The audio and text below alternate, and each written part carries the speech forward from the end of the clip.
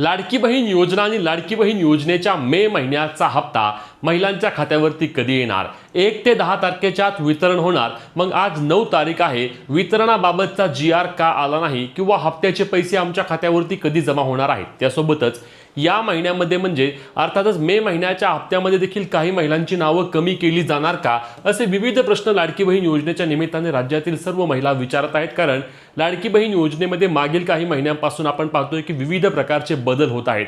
यामध्ये नवीन लेखशीर्षाखाली लाडकी बहीण योजना मार्च 2026 ते मार्च 2027 पर्यंत यापुढे कार्य करणार आहे आणि मग या नवीन लेखशीर्षानुसार लाडक्या बहिणींना वेळेवर पैसे मिळणे हे आपल्या आवश्यक होतं. मग आता मे महिन्याचा हप्ता लाडक्या बहिणींच्या खात्यावरती कधी जमा होणार आहे आणि यावेळी देखील मे आणि जून असे 2 महिन्यांचे मिळून 3000 रुपये महिलांच्या खात्यावरती येऊ शकतात का? असे विविध प्रश्न लाडक्या बहिणी करत आहेत. चला या सर्व प्रश्नांची उत्तरे जाणून घेण्याचा प्रयत्न करूया. परंतु त्याआधी लाडकी बहीण योजना असेल किंवा सर्व सरकारी योजनांबाबतच्या सर्व अपडेट सर्वात आधी आणि सर्वात योग्य पद्धतीने मिळवण्यासाठी मित्रांनो आपल्या चॅनलला सबस्क्राइब करायला आणि आपल्या पेजला देखील फॉलो करायला विसरू नका, जेणेकरून सर्व अपडेट तुमच्यापर्यंत सर्वात आधी आणि सर्वात योग्य पद्धतीने आपण पोहोचणार आहोत. तर लाडक्या बहीण योजनेचे 1500 रुपये या दिवशी महिलांच्या खात्यावरती जमा होणार आहेत. मग हा दिवस कोणता आहे? चला लगेच माहिती जाणून घेणार आहोत. तर यामध्ये लक्षात घ्या लाडक्या बहिणींनो, सर्वात महत्त्वाची गोष्ट म्हणजे 10 तारखेपर्यंत महिला व बाल विकास विभागाकडे निधी येणार आहे.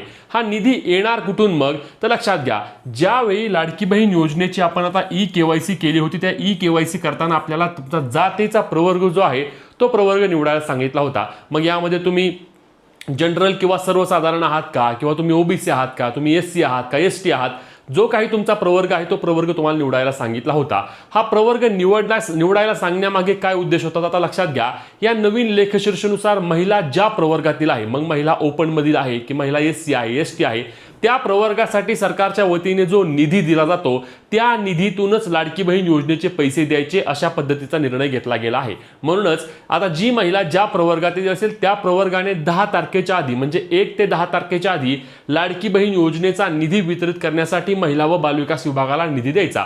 म्हणजेच की जनरल कॅटेगरीवाल्यांनी जनरलचा द्यायचा, OBC असेल, SC असेल, ST असेल, सर्व कॅटेगरीने त्यांचा निधी हा महिला व बालविकास विभागाकडे 10 तारखेच्या आधी द्यायचा. आणि त्यानंतर महिला व बालविकास विभागाने काय करायचं? तर महिला व बालविकास विभागाने 15 तारखेच्या आत लाडक्या बहिणींच्या खात्यावरती त्या हप्त्याचे वितरण करायचे. अशा संदर्भातील हे नवीन लेखशीर्ष आहे आणि म्हणूनच 12 ते 15 तारखेच्या आधी लाडक्या बहिणींच्या खात्यावरती त्या ठिकाणी मे महिन्याचे पैसे जमा होणार आहेत. आता हे 2 हप्ते येऊ शकतात की नाही याबाबत देखील पाहणे आपल्याला महत्त्वाचे ठरणार आहे, कारण हे देखील अजून त्या ठिकाणी क्लिअर नाही. आता तुम्ही म्हणाल की GR का आला नाही? GR आल्याशिवाय पैसे वितरित होत नाही. तर लक्षात घ्या, मागील हप्त्यांच्या वेळी देखील GR आला नव्हता. जो GR आला होता तो अनुसूचित जातीचा, ज्याला हप्ता वितरित करण्यासाठी उशीर झाला होता, SC प्रवर्गाचा पुढच्या आठवड्यामध्ये पैसे आले होते, तो GR आला होता. पहिले जे 2 हप्ते आले ते डायरेक्ट महिलांच्या खात्यावरती 1500 रुपये आज आले, 1500 रुपये उद्या आले आणि त्यांना त्या ठिकाणी 3000 रुपये मिळाले होते.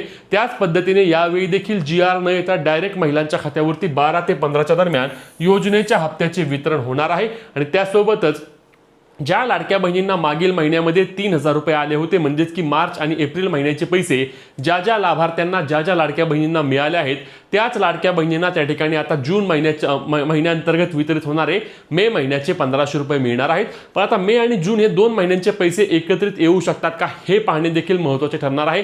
अद्याप याबाबतची अधिकृत माहिती म्हणजेच की 2 हप्त्याची अधिकृत माहिती नाही, परंतु 1 हप्ता मात्र 12 ते 15 तारखेच्या लाडक्या बहिणींच्या खात्यावरती जमा होणार आहे.